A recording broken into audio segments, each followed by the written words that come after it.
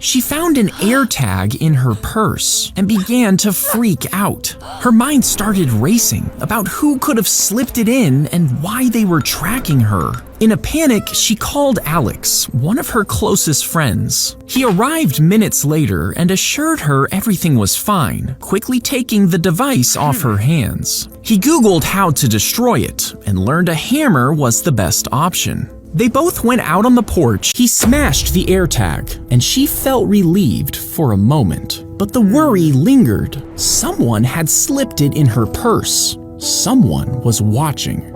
Alex offered for her to spend the night at his place, and she agreed. She didn't want to be alone. His apartment felt unfamiliar, but safer than her own. He tossed her a blanket for the couch and disappeared into his room. She couldn't sleep.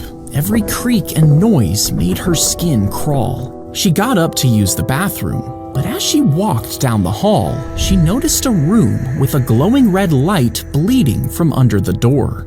She pushed it open and her stomach dropped. It was her, an entire wall of photos.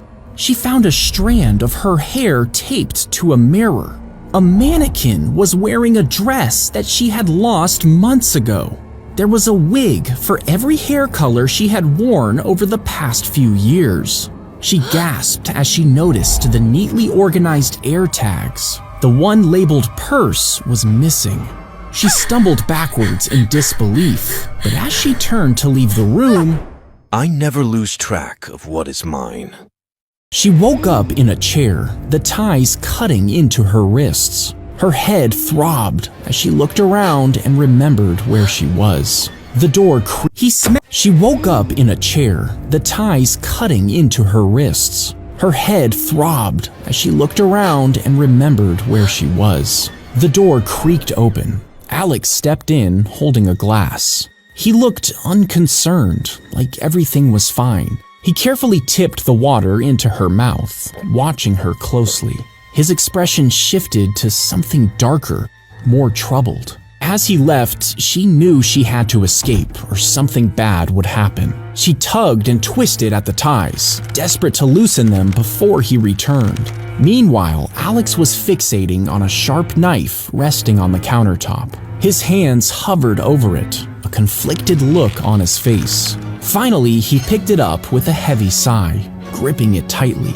Alex returned slowly, knife shaking in his grip, tears welling in his eyes. As he placed a hand on her shoulder, something felt wrong.